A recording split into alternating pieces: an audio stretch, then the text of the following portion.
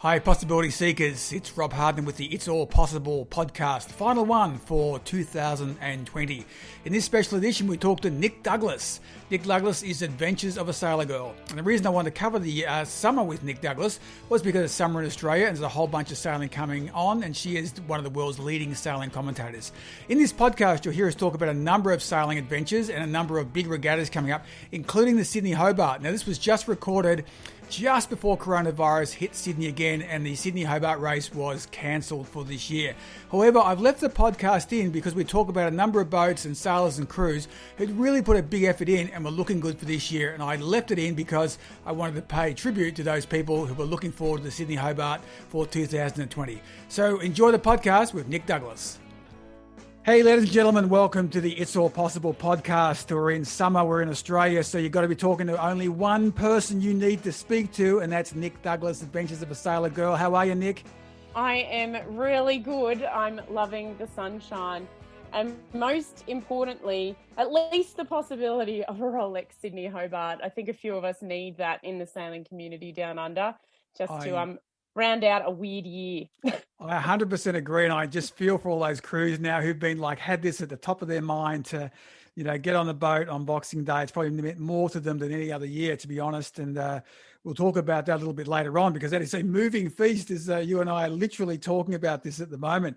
But let's talk about you, though, because you're an interesting character in yourself. And I guess I'm not sure how many people actually talk about you and know about you, but you're amazing. And I think about you and how long you've been sailing and when your sailing career started when I first met you. But let's talk about this. You started first sailing with your father, Rob, and you've sailed so many times with him and done so many regattas, and you're still doing it. So tell me, what makes a great sailing partnership, especially a father-daughter one? I'm really interested. First and foremost, I think trust is so important. And sometimes we're not able to trust each other, as in all relationships. But I think the reason why we've been such a successful team is that we can trust each other to have each other's backs no matter what.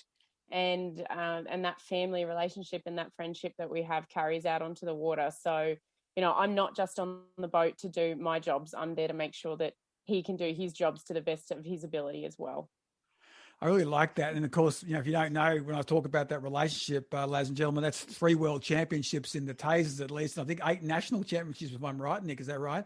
So that's kind of a pretty cool partnership, father, daughter, anybody else for that matter. So no, it's very interesting. And having known your dad, Rob, he is such a lovely guy. And I got to say that, he was so helpful when I got into Tasers, and I was sailing with my boy Ben when he was very young. He's 23 now, but when he was really small, and Rob gave me such great advice down at Macrae. I think the first time I met you, Nick, but you were wearing a plaster cast when I first met you. You remember that? Yeah, I was wearing a plaster cast. That was actually a really low point in my life, to be honest.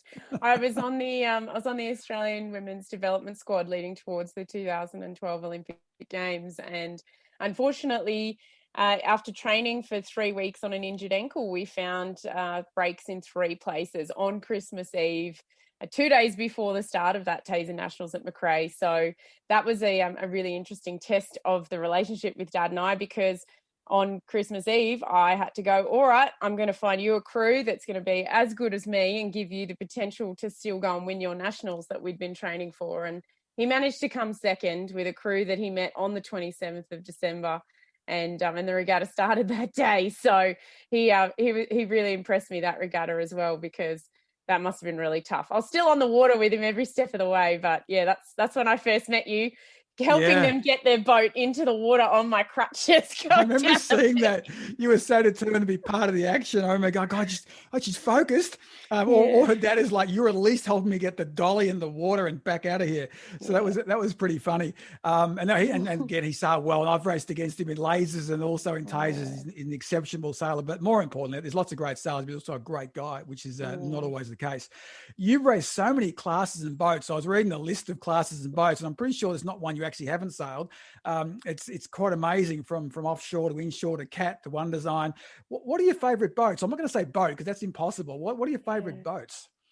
Yeah, it's a really tough question, actually, because for me, it's not more so like what's your favorite boat, it's what's your favorite memory, or what's your favorite type of sailing, or Because there's so many. I think that's why I love sailing so much, because it really is. And I know it's quite cliche and people are saying a lot at the moment, but for me, it's a sport that is such a leveler, because you can race really hard. The next day you can go out for a twilight race, which is just a casual race, or you can just go for a cruise. So it's really, really fun. But I have to say, I'm loving our VX1 that Dad and I bought over lockdown. So we've bought another boat together.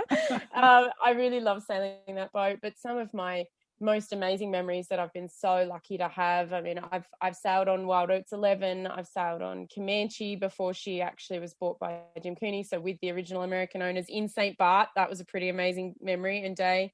I've sailed on the Mod 70 Fado, and then some of my most favorite days recently were this year, when I just went offshore on my laser. We're in lockdown. I was 2 kilometers from shore with my EPIRB and my little life jacket, just catching waves. So it is an incredibly difficult thing for me to pick my favorite boat, but or favorite boats, but I associate them with so many memories, which I think is something that's very special. Yeah, I think that's really true, actually. I think about that. It's a hard one for me. I mean, I think about some of the great, I think it's the great races you do, or just even some of the experiences. I mean, one of my favorite passages was actually a really nice warm evening sail between Mornington and Portsea when I was taking the Cuda boat back from a race we did at Mornington. Oh, nice. It was just a beautiful night with a beautiful breeze and just off the wind, which the Cuda boat excels at. I think about that, and it wasn't a race, it wasn't a world championship, it wasn't a state title, but it was actually a really good experience. I think it's a really great way of looking at it. I'm very impressed with that. I think it is. You get back to thinking that just more the times, the experience, maybe the people you're with, or even on your own, just a nice, as you said, out of COVID. And you remind me of taking the EPIRB. You sound like Mara Stransky when she does those big Queensland trips around the islands up there. She's crazy. But so EPIRB on laser, normally not a thing you associate, is it? EPIRB and laser. But I love it. Yeah, if I'm going offshore, I just fully believe in being safe as well, because sailing is an incredible privilege, and it could only take, especially during lockdown, it could just take one of us to do something silly and end up having to get rescued, and then we wouldn't be able to have that outlet that we were so lucky to have. A lot of other countries couldn't go sailing, so I had that in the back of my mind. But as you say, like some special moments. One of my most favorite sails was with Dad. I must have been 14 or 15, and we just went training on a lake at the back of Ulladulla. I grew up in Ilshan Ulladulla on the south coast. You couldn't see the wind. It was that flat on the lake. It was absolutely beautiful. We were going after work, so I'd picked Dad. I must have had my license, so maybe I was 17. I'd picked Dad up from work. We were training. The moon was coming up because it was late, but we did our most perfect roll tack ever. Well, the first of many. Perfect roll tack ever. But we've done many since then, but we nailed one where you just, you feel the boat roll over, and it's like a perfect ski turn. The boat rolls over, you pull it to windward, you come out of the tack, and Dad said, look back at our wake. And our wake was a perfect arc. And because there were no riffles on the water, you could see exactly where our wake was. And that was a pretty cool moment for me, actually. And this would have been a time before a GoPro could have captured, but like a rear dash cam could have captured that beautiful arc. It would have been fantastic. Yeah. I remember, you remind me of Ben when he did that, when he was doing the Sailing Shack video. He put on there about the perfect jibe he reckons he pulled off in Hobart, which he had a GoPro on. And I said, do you reckon it's the perfect jibe? He says, I'm not really sure. I think it's pretty good, but tell you what, it's created the discussion. So everyone else kept on putting their video up going, oh, mine's better. My roll's better. But you know what? It's a bit of fun. Hey, let's talk about some of the big stuff going on. Let's start with the Sydney Hobart, because you're kind of there and you've just come out of a briefing there. What do you think is going to happen now? Because so just give a background for people when we just go to air on this. Obviously, we were all set to ready to go. And as Nick said, we were looking forward to this all happening and going ahead. What's the debrief, or what are your thoughts on what the next steps are? Well, for those who don't know, there's been a COVID case on the Northern Beaches in Sydney.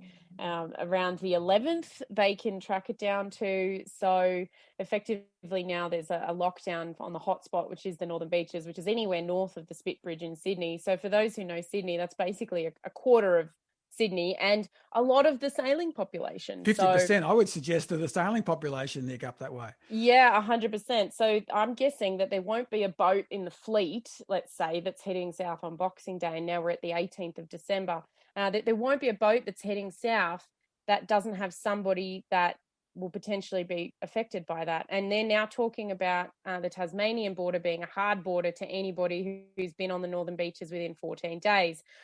My father, Rob, and I were on the Northern Beaches for our VX1 state titles this weekend. So I was there on the 12th and 13th. I left on the 13th. I've had a COVID test this morning just to be careful, but my 14 days will be up on the 26th. So I can fly to Hobart, but there are a lot of people who live on the northern beaches and they don't have the luxury of getting out of the city like I do or having somewhere else to stay. So, it's going to present an exceptionally large logistical issue potentially. You can't make exceptions to these border rules because we're talking about the entire safety or the entire country's safety. So, I mean, I don't know what they're going to do. It's like 2020. You just have to sort of hope and wait and pray, dare I say, that that things actually can turn out in a way that's good for everybody. And I mean, a lot of people this year will have experienced some sort of change in their life, be it that their kid has been home from school and they've had to become a teacher, be it that they've had to pivot in, and I don't really like using the word pivot because I think it's been overused this year, actually. I would like to use the word adapt.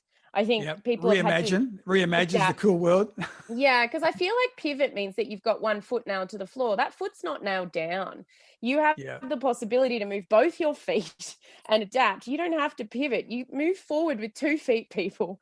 So I've gone back into, I'm actually in Canberra at the moment. I've gone back into government work a lot over lockdown, which is what I previously worked in. And so there's been a lot of change this year. And I think everyone kind of maybe got a little bit complacent and a little bit excited about Christmas. And here you go, you end up in a situation where we've got to brace for what's next yet again. So we'll just see. But I'm planning and trying to get everything moving as if it's going ahead, which I know the Cruising Yacht Club of Australia is doing.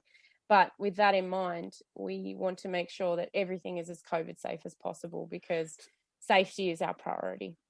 So if the crews get to Hobart, do they have to quarantine down there for 2 weeks? Is that a potential issue?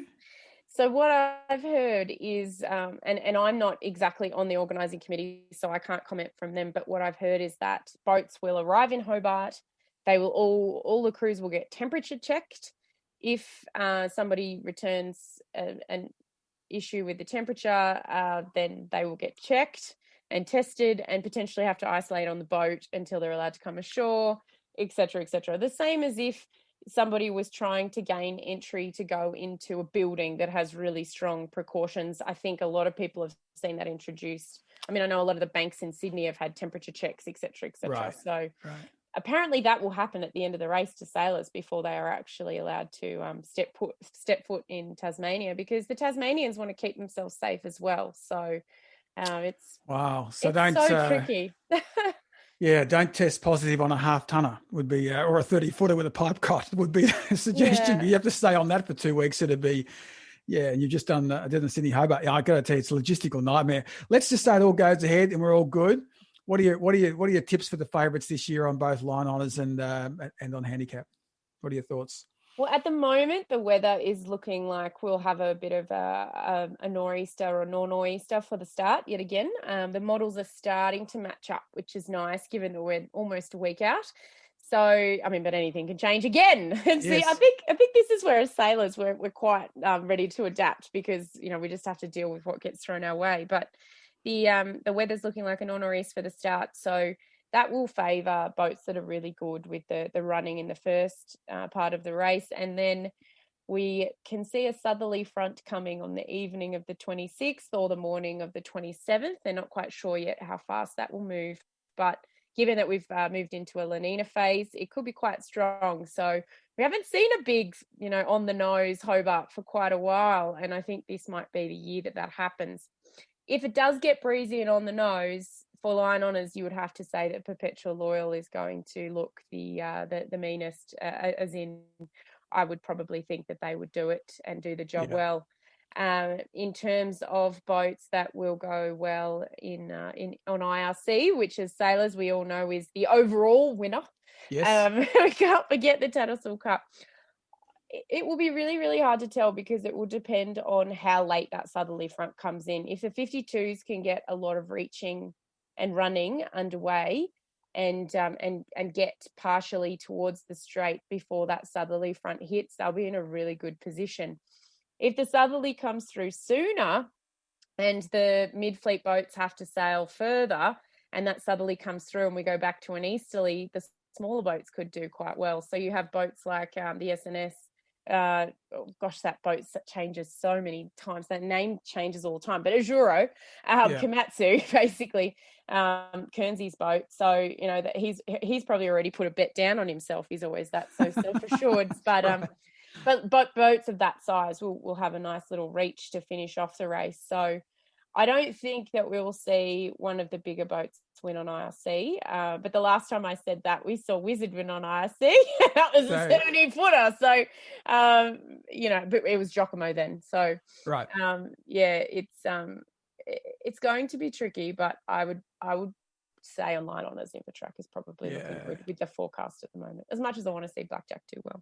I know. It should be interesting, isn't it, this race? And my nephew is on Maritumo, and he's very excited this year because he was on Cat Wincher last time, and he's very excited to be stepping up an extra 25 feet, I think, or so on that boat, and probably an extra 11 knots up wind or speed, I imagine.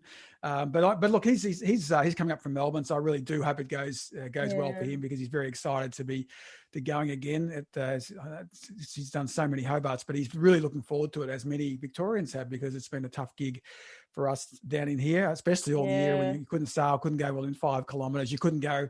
Like, you literally couldn't sail. You couldn't even go offshore because we were so restricted. So I know there's a lot of Melburnians who have been so looking forward to doing the Sydney Hobart, either from Melbourne boats or guest appearances. So we'll see. What's your coverage going to be, Nick? So if it goes ahead, and we're hoping it goes ahead, how are you covering it? Well, we've got a lot of moving targets, as I like to try and explain to people. We have our start coverage. So we'll do our Dockout show, which this will be my 9th year doing the Dockout show. So that'll be fantastic. Hopefully we'll be based at the CYCA. Given COVID restrictions, there might be a little bit more room for me now if there's snow on the beaches coming down. Sorry, guys. I am hoping that you can join us at the CYC. So we do our Dockout shows. So last year I spoke to over 25 skippers before the race, or 25 skippers, crews, support crews. It was really cool. I did a few interviews with support crew last year, which was great. And then we have 5 or 6 live interviews. Matt Allen is so superstitious. He always talks to me straight after the briefing. So he's got that spot locked in. But we also talk to Kernsey live usually every year and a few of the others. But so lots of pre-records and basically just give you the lay of the land. We get a weather expert on as well to tell us exactly what we can expect for the first 24 hours of the race. And then I switch over to the ABC's coverage and I call the start with the ABC. So this will be my 3rd year doing that. So before you do the ABC, where can people connect up with you? Where to? Well, if everybody follows the action, you can find us at Sailor Girl HQ on Instagram. If you type in Sailor Girl HQ or Adventures of a Sailor Girl on Facebook, will pop up. I'm really simple. All my handles are Sailor Girl HQ. My website is sailorgirlhq.com. Sailor Girl HQ is where it's at. Very simple. Sailor Girl HQ, you got it. So then you're going to swap to the ABC and do the call. And I love your stuff beforehand because it's, as a sailor, and you probably listened to many before you started doing this, it's quite frustrating having kind of regular people who don't get sailing commentate. And so I really enjoy the commentary when it's done by someone who knows boats. Oh man, so it's nice. You've given me so many compliments already. I can't really handle it. So let's just go with I'm just a sailor who really enjoys broadcasting to other sailors, and I just try to bring people the coverage that I would want effectively. And that's why I started doing Sailor Girl, because I could see that there was an opportunity. I mean, if I wanted to make a gazillion dollars, I would have stayed in the industry that I was in, or maybe not, because working in communications, you can only go so far. But I I really do think, as I mentioned earlier, that sailing is such a fantastic sport. It's so good. It really is a sport for life. And I know that's a hashtag, and I hate it when I use hashtags, but there's a reason why we say that, because it's just such a beautiful thing and lifestyle. And as I mentioned before as well, like, I think it's prepared me for so many elements outside of sailing in my life. So I just want to bring that to as many people as possible, and hopefully it brings a smile to somebody's face. I think our tagline for the coverage this year, you ready for this? Our tagline for the coverage this year is going to be, after a very weird year, we're bringing you some Hobart cheer. Oh, very good. I hope we get that. I hope we get it. I really do. I do hope we get it, because it is such a great institution. Even for people who don't sail, people sit down and they switch it on, they watch the start and they get into it. And it is kind of like, it's like a Boxing Day test, isn't it? It is really one of the most iconic events in Australia. So I do hope we get it. Hey, but there's something going on in New Zealand, I heard. So this little thing called the America's Cup kicked off. Well, I guess the first regatta kind of kicked off yesterday, and there was a bit of racing, and there's a bit of racing today. You've probably seen the results. What are your thoughts on the initial form that's been shown by a few boats over there? Yeah, I'm actually just checking what the results were, because I was doing the last race while when we just went to air. But yeah, I mean, so I'm not. Do you know what happened on day 2? Can you share the results? I got some. I thought that. So Luna Rossa won, I think. Yeah, they won against American Magic. I saw That's it. that one. That's the last one I saw. That was the last one I thought was interesting, because they were really, really badly beaten the previous day by 3 minutes by the New Zealanders. The New Zealanders also got beaten by American Magic, but also had a couple of wins as well. So it's early days, but I think a comment I heard from Ben Ainsley was something said to Ben Ainsley a month ago. How do you think you'll go? He goes, well, put it this way, we'll get the start line in the first 3 minutes. I'll tell you whether we're on the pace or not. So I suggest his day may not have been a good day, but he's a fighter, and that team I would never write off. So, but absolutely. You're probably closer to it than I am. What are your thoughts after seeing the boats go around the track in battle? Well, I mean, obviously the Emirates Team New Zealand boat is fast. It looks like American Magic and Luna Rossa today actually went one each. So that means that Luna Rossa will have 2 wins and American Magic will have 3.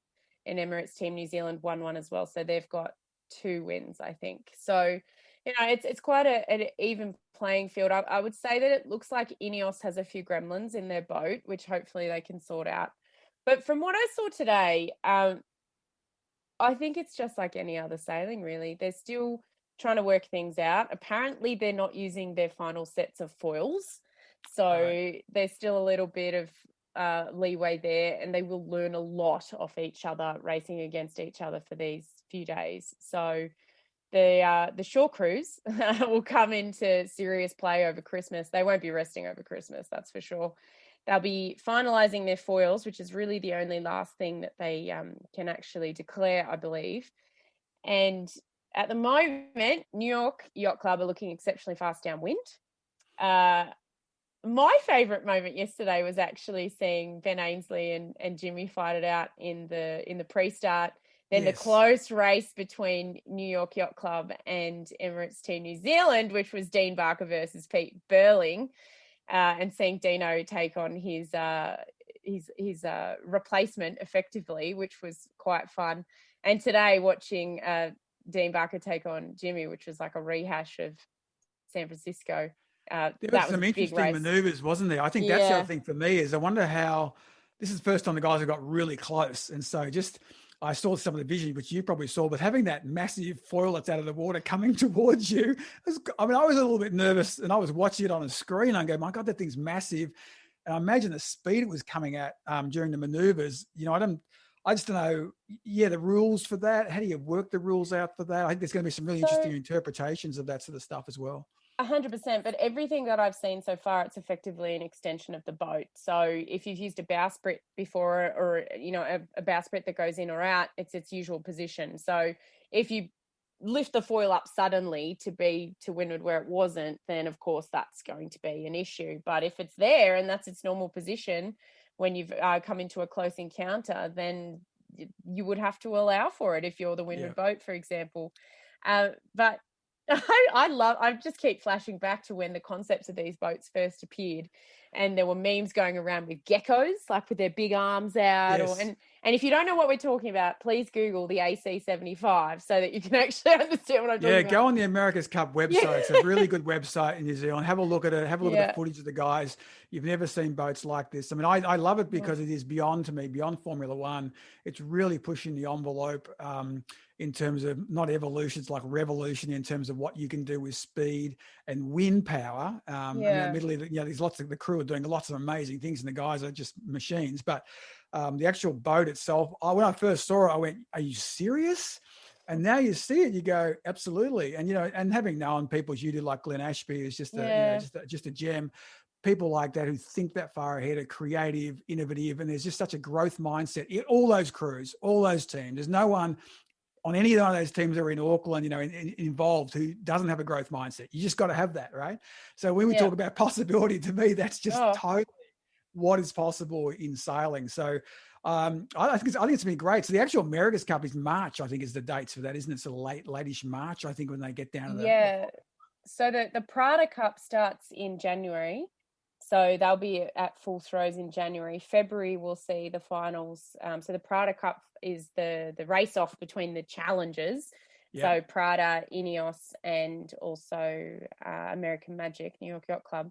They will race off to decide who faces the defender, which is Emirates Team New Zealand. So then the actual cup starts in the first week of March and should finish on the 15th of March, but then there's a whole week of reserve days depending on what happens with the weather. So talking about flexibility, we in sailing, we know that things can move. So they've allowed for a number of reserve days there. So we'll see what happens. But I mean, today watching the racing, it's the same as any other racing, really. But they've pushed the envelope in design, and that's why I love the America's Cup, because there's nothing else like the America's Cup in regards to actually making us change. And so they come up with concepts, and they're pushing to beat the defender at their own game, effectively. But when you look at it and you watch the racing today, Prada overtook New York Yacht Club to leeward because they did a bad tack and they fell off the foils and they were sitting there. So when you're looking at boats that have such a massive speed differential, you have to be going the fastest, the longest. If you're not going the fastest, the longest, you're not going to win that race. But the best news out of all of this, and after the first few races, I was thinking, oh no, is this going to be really boring? Now, in the last 4 races, we've seen that they can actually race. We can see actual match race pre-starts again. It's not like with the cats. They're actually dialing up, even with those weird, ugly arms. They're actually pushing each other at top marks and setting mark traps. But then they'll bear away and jump up on the foils and do 47 knots, I saw as a top speed yesterday, which is just crazy. So isn't it incredible, that speed, which is what's 47 knots in kilometers? Nick, can you know the calc on that? I do it's 2.2 or something. So I just do a loose double. So let's say it's 100 clicks. Yeah, it's about 100 Ks, isn't it? 100 Ks in a wind powered, but that's why people, you've got to go and have a look, even if you have no interest in getting a boat or anything like that. Just go and watch what these things are doing. It's quite incredible, and they're up out of the air. Hey, now speaking up out of the air, but doing it single handed, what's going on with the Vendée Globe? You've been following that? That I mean, to me, that's even crazier. Seeing some of the boats that have been designed. Gosh. And I'm going to ask you a question about what have you been following it? And secondly, what do you think about the designs and the sustainability of those? We've seen Alex Thompson pull out already on Hugo Boss. I thought he had a really good chance this year. That boat looked really solid. But are they sustainable in some of the big oceans, these things? Oh, I swear I have had so many palpitations from this race. It's been driving me nuts. It's incredible. I think you have to be a special breed. And for those, again, who don't know what we're talking about, the Vendée Globe, solo, non-stop, unassisted around the world. And just to make it more fun, they've decided that they're going to foil. So you have a 60-foot boat foiling, the leaders anyway. But what we've seen ensue, given that there's so much litter, especially in the ocean and whales and whatnot, a lot of collisions, a lot of damage. In fact, one person has been rescued from their boat, which sank, poor Escoffier on PRB. So oh gosh, that was one of the toughest days of my 2020. And I don't mean to be selfish, but And who was he rescued by then, Nick? He got another Lecam. competitor. Yeah, Jean Lecam. So Jean Which is even Lecam. more exciting. I mean, the fact that to me, that was even putting them both in danger, frankly. I mean, it was amazing how he got rescued. It's great seamanship. Yeah, so this is my 24-hour period. Grosjean crashes in the F1. The Halo is proven to be an exceptional piece of technology, and he walks away and was one of the biggest haters of the Halo. So then, at the same time as I'm watching this unfold, I hear there's a man overboard in the Fontaine Globe. I'm like, you've got to be kidding me. Like, what? So Escoffier, basically, for those who follow the race, 2 days into the race, they went through quite a major storm, and he actually started taking on water back then. And some of the funniest vision that was coming off the boat was him bailing his boat, la la la la la la la la la la, singing like this. And I literally posted it and said, you've got to be a special breed to do a solo race unassisted around the world. La la la la la la. Anyway, the next thing you know, about 8 days later, his boat effectively comes off a wave and splits in half, and it starts sinking. He activates his life raft, goes into his life raft. Jean Lecam was asked to come and assist. He was the first on the scene. 2 other boats then came to assist. Lecam sails past Escoffier, and he's solo trying to rescue him. He sails past Escoffier, sees him in the life raft, says, mate, I'll be back, but I'm not ready to get you. I'll be back, don't worry. Turns around to come and try and find Escoffier, can't find him. 6 hours later, he sees a glint on the horizon, which he thinks is moonlight off a wave, because it's nighttime, by the way. Or did I mention that? It's also nighttime. It's nighttime. He sees a glint of light on a wave. This is Jean Lecam. Sees a glint of light, goes, nah, it's just the moon on the water, but I'll just follow it anyway. 40 minutes later, he gets to that glint on a wave, and it was the light that was coming off Escoffier's beacon. And he manages to pick Escoffier up out of the water. And he said, I'm not leaving you this time, mate, in French. Picks him up and chucks him in the boat. Where were they, though? Like, where were these guys when this happened? They're in the Southern Ocean. They are so miles from anywhere. 850 nautical miles from the nearest land. Just insane. So he gets picked up out of the water. Grosjean lives thanks to the Halo. And I'm just like, phew, because we didn't need 2 deaths in sport. We didn't need 1 death in sport, let alone 2 within a 24-hour period. So that was absolutely incredible. He is one lucky duck. But the beauty of it is that in the 2009 race, I believe on the 6th of January, Lecam was actually picked up out of the water by, his mast had broken and he'd capsized his yacht. And he was picked up out of the water by PRB, which was then being sailed by another skipper, but the same sponsor. So effectively they got each other back. But the confidence of Escoffier, which was basically as soon as he saw Lecam, he's like, I will be saved. Lecam is magnificent. And he is a fantastic sailor, which is the only reason why that guy was saved. But yeah, incredible seamanship for those guys. Yes. And to maneuver his boat close to him, single-handed, as you say, and to pick him up. I mean, just it was a great story to see the success of that. So what do you think all the foiling boats will make it? That would be my question for you. No, I don't think they'll make it. No, I kind of agree with you. I'm not sure. I think one day they might, but I'm just not sure about this year. It just seems like it's almost the trialing, or maybe they will, maybe they won't, if we slow them down, but I think it's going to be a tough one. Do you know what I think is actually the issue? It's that they're sailing solo, so they spend a lot of time downstairs. In fact, Alex Thompson, who ended up having to leave the race after doing repairs, he's doing carbon repairs in the front of his boat while sailing along, and he's all encapsulated, and then takes out his port rudder. They're not on deck very much, so they're not keeping a lookout. They're also doing 35 knots of boat speed a lot of the time. They can't see things coming. So, it's just, I don't think it's really feasible for them to not have issues. So, I mean, whether they have to start carrying 2 sets of foils or, but crikey's, it's at the moment, I think it's showing you just how much stuff is in our ocean as well. But a few of them have hit whales. So Sam Davies, who was a fan favourite, she's racing for Initiatives Kerr, which is raising money for heart equipment for people with heart defects in third world countries, which is an incredible charity. And you should find her, because any posts that you share from her social media channels online, any shares, any likes, all of her sponsors donate $1 to that cause, which is phenomenal. Yeah, it's just beautiful. But she basically tells the story when she got her damage. She basically stopped. She felt like she was up on an island, and they're not sure whether she ended up on top of a container or whether she ended up on top of a whale. Oh, really? They're not sure, but she ended up sailing to South Africa, and she's completed her repairs. And even though she's retired from the race, she wants to complete her lap of the globe because she wants to continue raising money for Initiatives Curse. So that's a pretty phenomenal story as well. And she was the leading female. There's 7 females, I think 7 females in this race, and that's almost as many as who have ever competed in the race as well. So that's fantastic. I mean, that's a great achievement, isn't it? We've come a long way there. And I can't remember that off the top of my head, but what is crazy? So Alex Thompson's pulled out. He was one of the favourites. 24 hours, 48 hours into the race, Ria pulled out. Jeremy pulled out off Charal, which was the favourite to win. He actually turned around, went back, and took his opportunity to restart.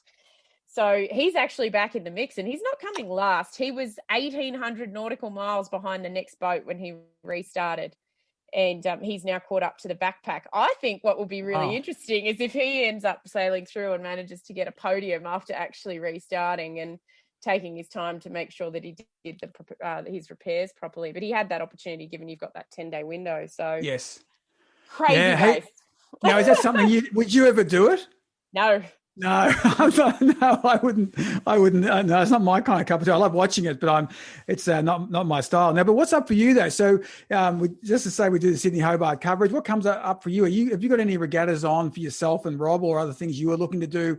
January, February, March, April, for example. Were you planning to go overseas, or if you could, to cover some regattas? What was 2021 looking like for you? So the first regatta I go to will be Sail Paradise, which is out of the Southport Yacht Club. Love that regatta. It's so fantastic. And they've got a number of entries this year, given that we didn't have a Hamilton Island or an Airlie Beach race week. There's going to be a stack of entries, so I'm really excited to be there.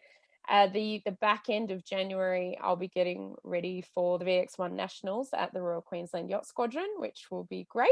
Dad and done my first hit out in the Nationals in our new boat. We have done a Nationals previously, but we chartered a boat and it was a little bit older, or the oldest in the fleet. So it's nice to have a new boat. Fresh one, good. Which is really fun. And so that'll be good. February, March, I was planning on heading down to the America's Cup, but given all that's happening, and that I feel with this outbreak in the Northern Beaches, that Jacinta will probably keep our border to New Zealand shut a little longer, I might have to be a little bit more creative. But something that 2020 has taught me is that I don't actually have to be on site to cover a regatta. I mean, the Vendée Globe I've covered significantly. I streamed the start through my network, and I've been doing updates whenever I can, in amongst other updates for regattas closer to home. There's so much content out there, and the loveliness of the events that are willing to share their content so that we can explain in different languages or get it to other communities and that sort of thing has been fantastic. So hopefully that continues, especially when we can't travel, but also after it, because creatures of habit, I think if the world were to reopen again, everybody would go back to normal. But I'm hoping that information and content sharing continues so that we can share more sailing love to the world. Yeah, I think that'll happen, Nick. I think that's one thing that we all started in March. People trying to work out, how they switch their cameras on, trying to work out how to use laptops and audio. And I think as a community, we've all come such a long way in terms of it's almost second nature for us to go and do that, or accept a kind of a hybrid, I think is where we'll end up going, which I think will be good. It's lovely to be live, but it's interesting. I think how much we've also understood how we could be, we can connect. And I don't know about you, but I've done so many more global events for what I do normally than I've ever done before, because I could, and people were accepted of that. And just, you're able to spread the talent no matter what country you lived in. And also spreading the language. So I really like that idea. Hey, before we wrap up, and you've done so much things. We've talked about a lot of your sailing and that sort of stuff, but also you've done these multiple degrees. Oh my God, it makes you out like you're about 65, all the stuff you've done in your life. But given you're not that, but if we took the time machine back together, we met up with 15-year-old Nick, what would you tell her about life? Gosh, you want to know a funny story? When I was 15, I wasn't even sure if I liked sailing. No, I'm not surprised. It can happen. um, it, it was really interesting actually, because that's when Dad was starting to push me quite hard and wanted me to train. He Right. wanted me to actually apply myself to sailing, but I played netball like a lot of Australians. I was a dancer. I was a singer. I was a very nerdy kid as well, as you may be indicated by the degrees. I liked my studies, so I was really focused on that stuff too. So that's actually where the Adventures of a Sailor Girl came from, because Dad effectively would trick me into training. So um, he would say, well, let's go to Sydney and race at Balmoral on the Taser. And I'd go, okay, cool. But he'd say, but let's launch from Concord and sail up the river and then go and race at Balmoral and then sail back. And I'd go, awesome, let's do that. No worries.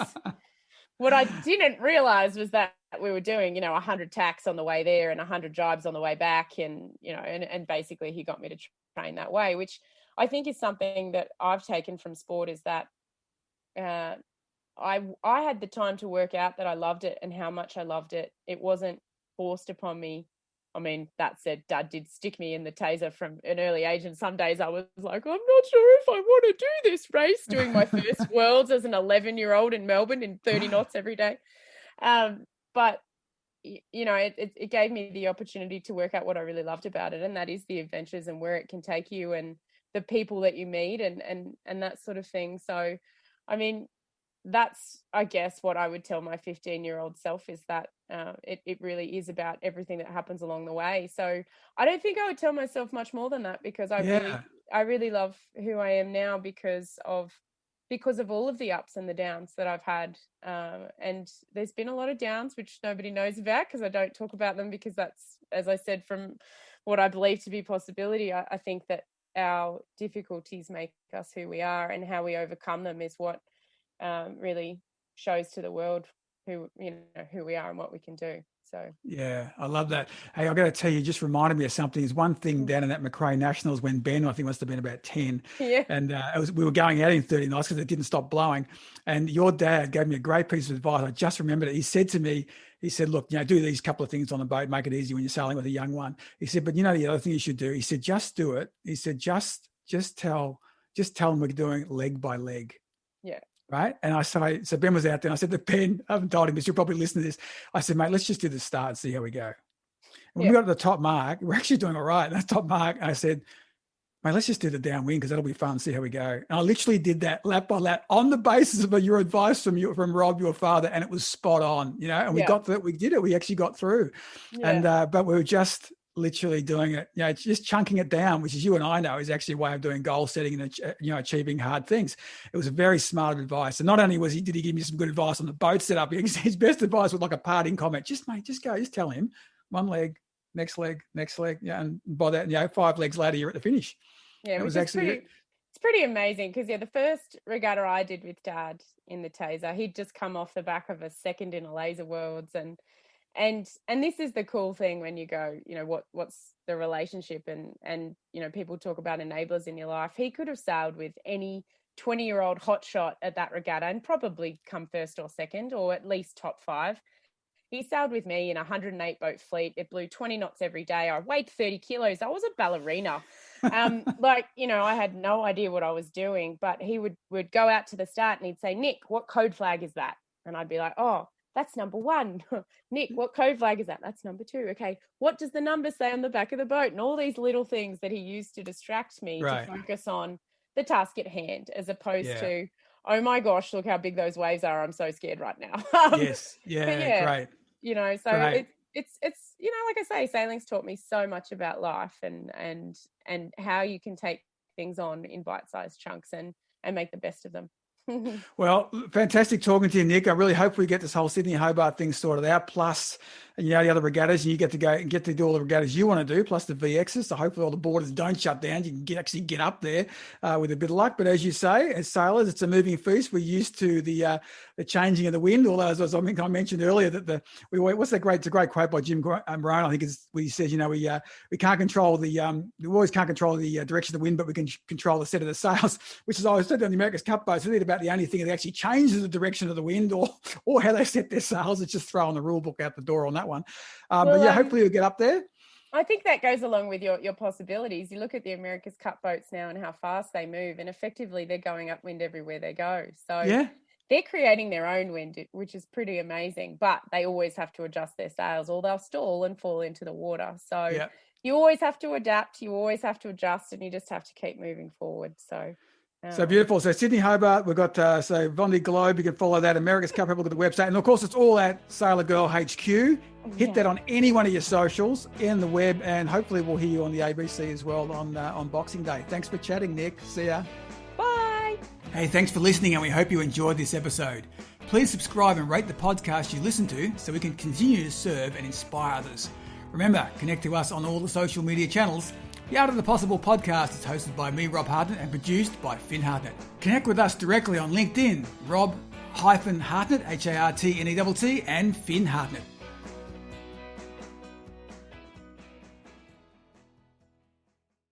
This podcast is a part of the C-Suite Radio Network. For more top business podcasts, visit c-suiteradio.com.